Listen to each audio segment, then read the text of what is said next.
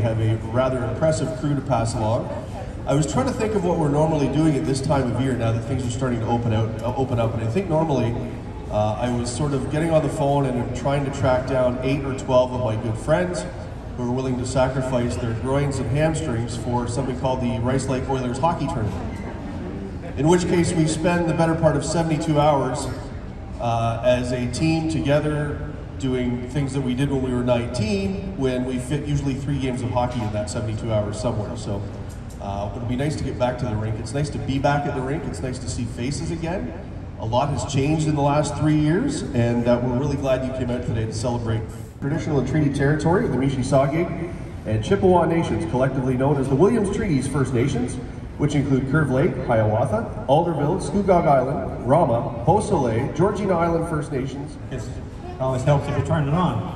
Okay, welcome everybody. On behalf of the board, I want to welcome everyone to the 3rd inductee announcement for the Cobourg and District Sports Hall of Fame. Sports history buff and researcher, a board was formed in 2017. And the Cobourg District Sports Hall of Fame was incorporated that year. 2018 saw the very first inductee ceremony of 8 people at the June dinner celebration. And we owe a large part of our startup success to our partnership with the town of Cobourg for providing. You're sitting in to the chair, and then Ross was right there at the door. And he came in and sat down and spoke to me about our community. And you can see through the eyes of the people you look at the story. He was a true community champion from a Rotarian.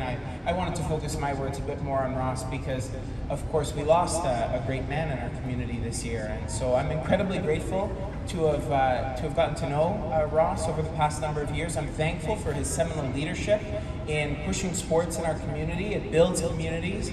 I think to Cold Springs and to some of the first moments in 2018 honoring fastball champions, and I never knew carrier pigeons, and I never knew pigeons had such a role in our community either until I met Ross. So we're all better off for having known a man like him and for having a community with leaders like him and everybody at the Cobourg Sports Hall of Fame who've done such an incredible job. So thank you for the work that you do for our community, and I'm looking forward to hearing more about the special award today. Thank you.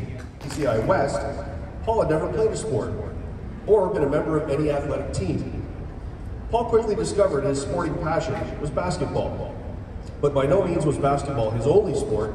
At the West, he also excelled in volleyball, soccer, cross country, football, and most notably track, and a 4th place finish at offsite. He also won 3 CASA gold medals in long jump.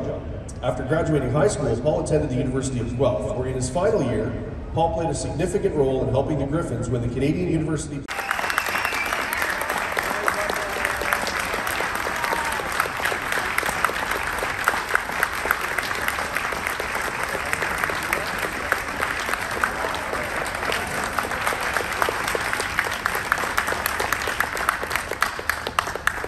And I think at the time. But early on it became clear that soccer was her sport, as evidenced by being the only girl chosen for the Cobourg Soccer Club select team. Attending CDCI East, at one point she was on 5 different soccer teams: indoor, outdoor, high school, house league, and the provincial U16 team. While at the East, she also participated in... Smile, smile, smile, everybody smile. Look over here, Gail. Look over here, smile. Smile, smile, and smile. It's all about smiling, looking good. Feel grateful. Perfect. You good? Awesome, guys. Excellent. Paul, what do you think about this honor? And speak nice and loud if you can. It's an incredible honor just to be with some of these people here today and considered with the people who have been inducted in previous years. It's I haven't had time for it to really sink in. There's so many people in this community that I'm thankful for, and I've always tried to give back to the community, and I think it all fits as part of this picture, and I'm just really proud of what I've done and so happy to be here. You have had a heck of a long but I mean, it's been a long time your involvement in sports. What is it about it that draws you to it? Well, there's no doubt I'm competitive. And I've always been competitive. I remember back in grade 10 when I got into the gym and picked up a basketball for the first time as a gym rat. I fell in love with it and I wanted to compete. And so it just kept rolling from there. And as I found out I could play other sports, the competitive level stayed with me. Gail, tell me what tell me what it means to you. This day. It's an amazing privilege to be here. I'm honored. I was shocked, surprised, amazed when when I got an email from Jennifer several months ago. It's an amazing town. It has wonderful ball players, hockey players, we all know. So as a sprinter, I was shocked to be invited to be part of this. Tell me where you live now? I live in Stratham, New Hampshire. We moved to New Hampshire 28 years ago. And came up just for this honor? I did. I have my father and 5 sisters here.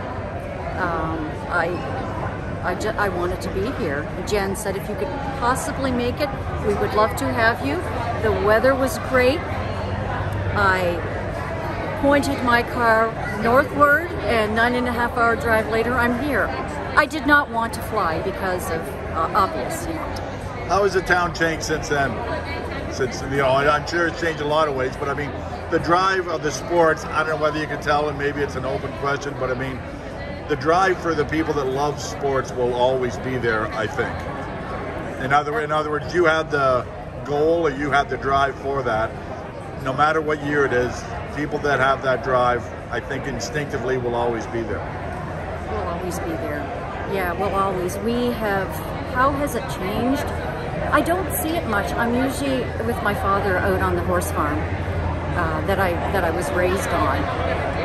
But who's your greatest influence? My greatest influence was Jerry Lawless. Jerry Lawless.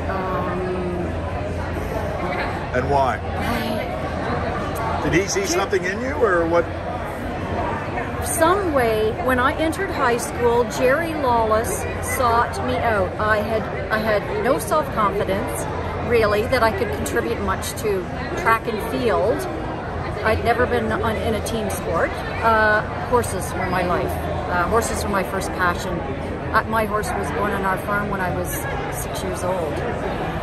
Jerry found out from an elementary school teacher I was coming into high school. When I heard that track and field was starting, I went to the typing room and practiced typing every day. I basically hid there, and he found me one day in the typing room and said, "You're Gail Johns?" And I said, "Yes, sir."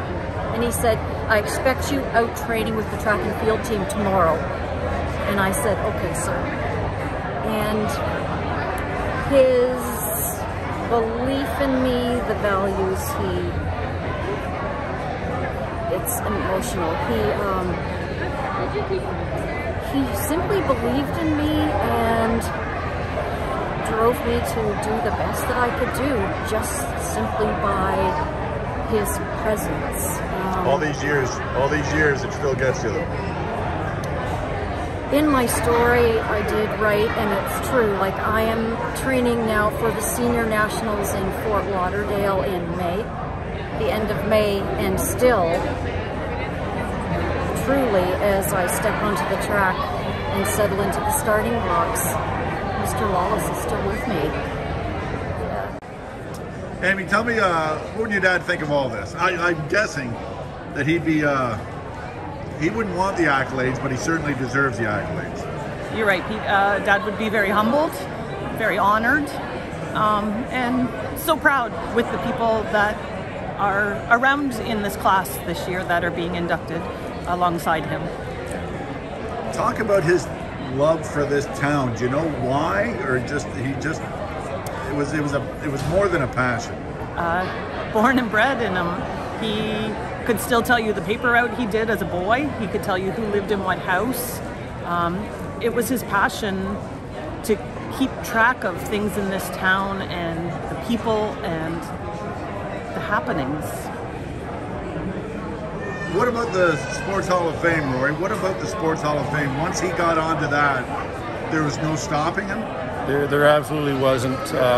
He had started this process long before this by collecting memorabilia. He was tenacious in collecting stuff, and so proud of when he acquired a piece of memorabilia. Thursdays when you drop over for a visit, there'd always be stuff lined up on the dining room table that he had acquired that, oh, look what I found next. And he was like a little kid when he came across something that was unique. What's it like for you two to see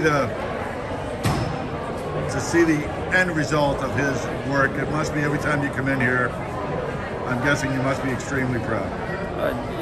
Absolutely, and we'd be remiss if Dad would be the first one to say that he did not do this alone. And there's an incredible amount of people on that committee, good friends and people who are just as passionate about the sports in this community and this area in Northumberland. And the team that was put together is incredible. So he was so proud of it. He would have never stopped. No. As long as the microfiche at the library was still in function, he would not stop.